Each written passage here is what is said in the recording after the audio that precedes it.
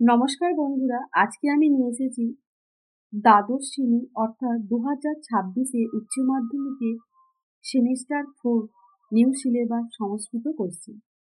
আশা করছি এই প্রশ্নটা তোমাদের যেহেতু নতুন সিলেবাসে 2026-এর প্রথম দ্বাদশ শ্রেণী উচ্চ মাধ্যমিক পরীক্ষা সেমিস্টার হলো, অর্থাৎ সেমিস্টার 1, 2, 3, 4 সিস্টেমে হলো। তো এই প্রশ্নটা তোমাদের অনেকেরই কাজে লাগবে। প্রশ্ন প্যাটার্ন জানতে তোমাদের কাজে লাগবে, প্রশ্নটা কিরকম এসেছে সেটা জানতে তোমাদের কাজে লাগবে। তাহলে চলো আজকের ভিডিও আমি তোমাদের এই প্রশ্নটা সম্পর্কে আলোচনা করব। ভিডিও শুরু প্রথমেই বলে নিই, যারা আমার চ্যানেলে নতুন এখনো সাবস্ক্রাইব করোনি তারা প্লিজ আমার চ্যানেলটা সাবস্ক্রাইব করে আমার পাশে থেকে। তোমাদের এই দ্বাদশ শ্রেণীর 4th সেমিস্টার পরীক্ষা তোমরা 40 নম্বরের দিয়েছো। এই 40 নম্বর পরীক্ষা কোন বিভাগ থেকে কত নাম্বার আসে সেটা দেখে নেবে। প্রথমে বলে নিই, তোমাদের এই 40 নম্বর পরীক্ষার সময় থাকবে 2 ঘন্টা। এই 2 ঘন্টার মধ্যে তোমাদেরকে 40 নম্বর প্রশ্নের উত্তর দিতে হবে। এখানে তোমাদের ক বিভাগ, অর্থাৎ তোমাদের যে বিভাগ ক আছে সেখানে তোমাদের মোট 26 নম্বর প্রশ্নের উত্তর দিতে হবে। বিভিন্ন বিভাগ থেকে 2-1 নম্বর করে, মানে 2-1টা করে প্রশ্ন নিয়ে মোট তোমাদের 13টা প্রশ্নের উত্তর দিতে হবে। তাহলে দেখো, এখানে তোমাদের প্রথমে 8টি প্রশ্নের মধ্যে যে কোনো 5টি প্রশ্নের উত্তর দাও। হাস্যবিদ কথা গল্পটির উৎস কি, এর লেখক কি? হাস্যবিদ কথা গল্পে রাজা ও তার রাজধানীর নাম কি? ত্বমেব কিং ন বপসি, কে কাকে এ কথা বলেছিলেন? এরপর দেখো, কিরাত অর্জুনীয় মহাকাব্যে স্বর্গসংখ্যা কটি? বনে চার ভাষানাম কোন স্বর্গ থেকে সংগৃহীত হয়েছে? এরপর বনবাসকালে যুধিষ্ঠির কোন বনে অবস্থান করেছিলেন? তার নিকট কে উপস্থিত হয়েছিলেন? এরপর দেখো, বরং বিরোধহপি সমং মহাত্মী, এই উক্তিটির তাৎপর্য লেখো।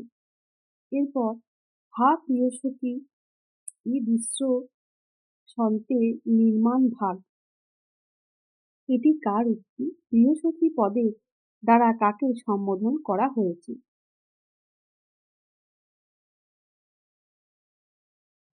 স্নানের জন্য বাল্মীকি কোন নদীতে গিয়েছিলেন? সেখানে তিনি কি দেখেছিলেন?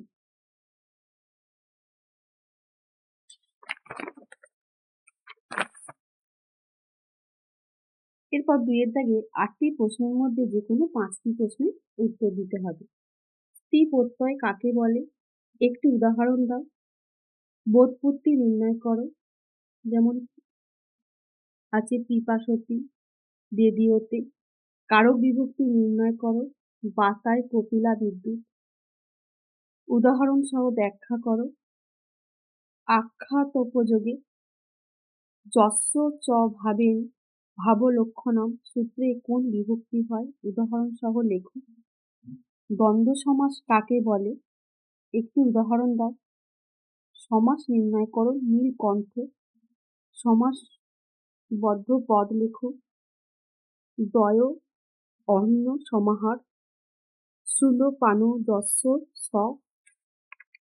এরপর 3-এর দাগে 6টি প্রশ্নের মধ্যে যে কোনো 3টি প্রশ্নের উত্তর দাও। দশকুমার চরিত্রমে রচয়িতা কে? তার অপর একটি সাহিত্যকৃতির নাম লেখো। চরক সংহিতার প্রথম 2টি স্থানের নাম লেখো। চম্পু কাব্য কাকে বলে? মহাভারত অবলম্বনে রচিত একটি চম্পু কাব্যের নাম লেখো। হর্ষ চরিত্রমে রচয়িতা কে? সাহিত্যটি কোন শ্রেণী? সিদ্ধেশ্বর চট্টোপাধ্যায় বিরচিত 2টি নাটকের নাম লেখো। সীতানাথ আচার্য কবে কোথায় জন্মগ্রহণ করেন? এরপর বিভাগ ক্ষয়ে তোমাদের 4 নম্বরের প্রশ্নের উত্তর দিতে হবে। এখানে দেখো, 2টি প্রশ্নের মধ্যে যে কোনো একটি প্রশ্নের উত্তর দাও। ভারতীয় আয়ুর্বেদের ইতিহাসে সুশ্রুত সংহিতার গুরুত্ব আলোচনা করো। শ্রীজীব নাইতীর্থের সাহিত্যকীর্তি ও রচনাশৈলীর সংক্ষিপ্ত পরিচয় দাও। এরপর তোমাদের বিভাগ গ 5 নম্বরের 2টি প্রশ্নের উত্তর দিতে হবে, টোটাল 10 নম্বর। 4টি প্রশ্নের মধ্যে যে কোনো 2টি প্রশ্নের উত্তর লেখো। স্বর্ণবীজ বপনে কেউ রাজি হয়নি কেন? হিতং মনোহারি চ দুর্লভং বচ, ব্যাখ্যা করো। আত্রেয়ী বনদেবতার সংবাদ পাঠ্যটির নামকরণে সার্থকতা বিচার করো। আত্রেয়ী অগস্ত্য আশ্রমে যাওয়ার কারণ ব্যাখ্যা করো। তাহলে তোমরা বিভাগ গয়ে পেলে 10 নাম্বার, বিভাগ ক্ষয়ে 4 নাম্বার আর বিভাগ ক থেকে 26 নাম্বার। টোটাল তোমাদের 40 নাম্বার প্রশ্নের উত্তর দিতে হবে। আশা করছি তোমাদের এই প্রশ্নটা কাজে আসবে।